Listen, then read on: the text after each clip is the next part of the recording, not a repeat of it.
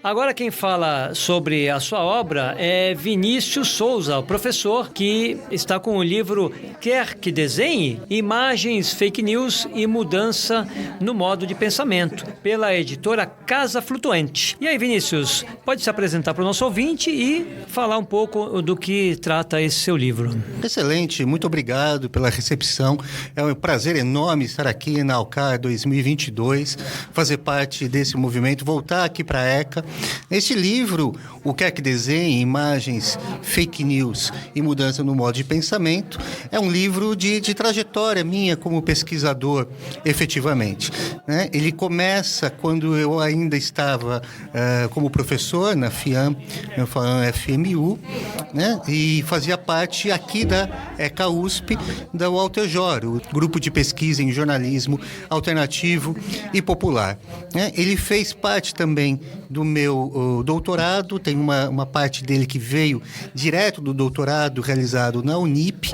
Depois ele passa pela universidade, uma pesquisa, ele inicia na Universidade Federal de Uberlândia, onde eu fui professor substituto por 2 anos, e depois ele vai se concretizar na formação do grupo de pesquisa Ciclo, na Universidade Federal de Mato Grosso, onde hoje eu sou professor, tanto de jornalismo como do programa de pós-graduação em comunicação, do PPG-Com, sou fundador lá também, do programa do PPG-Com em comunicação e poder, né? E é trazido, então, no meu pós-doutorado, aqui no retorno à ECA USP, sob supervisão do professor doutor Denis de Oliveira, para fechar, então, aí 5 anos de pesquisa sobre a mudança da forma de pensamento, como é que a gente vê as imagens hoje, como é que a gente lê essas imagens e como isso está afetando todas as situações da nossa vida cotidiana, nossos relacionamentos, inclusive levando, na minha opinião, à ascensão da extrema-direita, né? Nova ascensão da extrema-direita, assim como foi no início do século passado. O livro Quer que Desenhe? Imagens, Fake News e Mudança no Modo de Pensamento, ele vai se basear principalmente na tese do filósofo tcheco brasileiro Willem Flusser, que vai separar em 2 os modos de pensamento da humanidade. Então, a gente tinha um modo de pensamento baseado em imagens, que começa quando os primeiros homens desenham nas paredes das cavernas. Né? E isso é o que nos diferencia do resto da macacada, é quando a gente se torna efetivamente homens. Né? E isso vai formar uma forma de raciocínio que o olhar gira em torno de uma imagem e retira dela de uma única vez o seu significado. Essa vai ser a forma hegemônica de pensamento durante 40 mil anos, 40 ou 50 mil anos, até que há a invenção da escrita. Com a invenção da escrita, a nossa forma de pensamento começa a mudar e ela vai se tornar hegemônica a partir das religiões monoteístas baseadas em texto. Diferente da forma imagética, a forma de raciocínio baseada em texto, ela se compõe de começo, meio e fim, causa e consequência. Ela é excelente para a argumentação, né? Enquanto que a forma baseada em imagens, a mágico-imagético circular, ela é muito boa para confirmações e não para argumentações. Então, a forma de pensamento tempo histórico linear, que é essa baseada em textos, ela vai se tornar hegemônica a partir das religiões monoteístas, né? E vai se consolidando até, segundo Willem Flusser, a invenção da fotografia em 1826. Com a invenção da fotografia, a gente consegue fazer imagens muito próximas da realidade.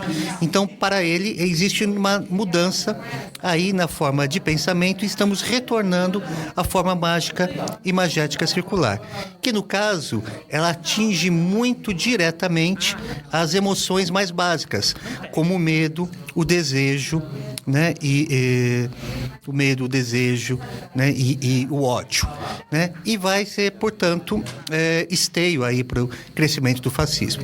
Então, neste livro eu vou trazer vários exemplos históricos de como isso vai afetar a percepção das pessoas, né? Elas passam a olhar as imagens não como representações da realidade, mas como se elas fossem a própria realidade.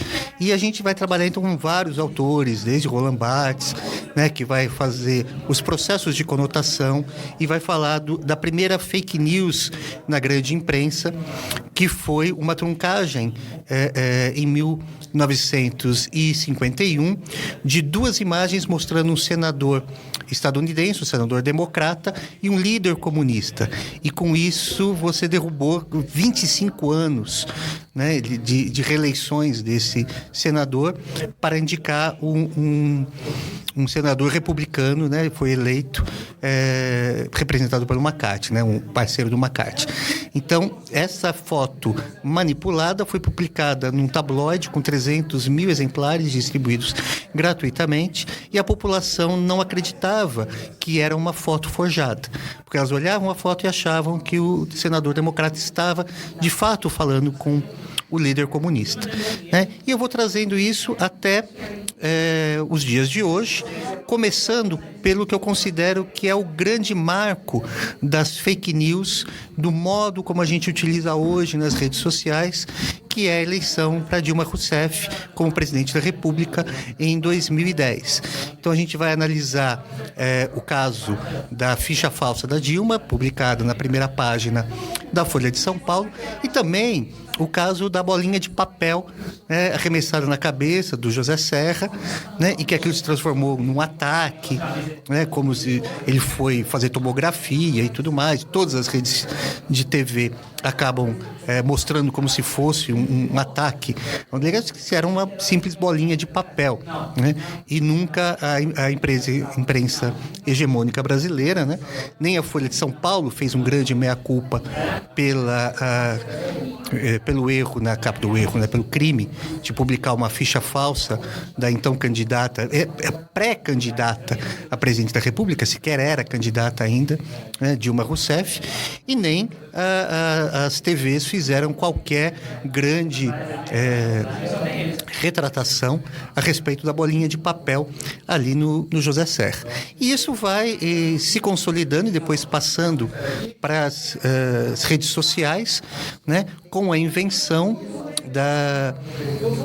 com as invenções das fake news, criando aí, né, esse Brasil paralelo em que nós estamos vivendo hoje, né, e aqui e vai encerrar, por exemplo, com as representações que nós fazemos dos povos indígenas no Brasil, a representação que nós fazemos dos negros no Brasil, né? E isso tudo vai passar pela imprensa, mas vai passar também pelas redes sociais e vai passar também pela sociedade como um todo, até criar essa divisão que nós temos hoje na sociedade brasileira, em que boa parte da população perdeu a conexão com a realidade objetiva, né? Esse fenômeno que nós chamamos hoje de dissociação cognitiva, né? Então, gente, vocês veem aí na porta dos quartéis, né, pedindo por uma ditadura militar, colocando o celular na cabeça, né, fazendo sinais de luz para serem salvos pelos extraterrestres,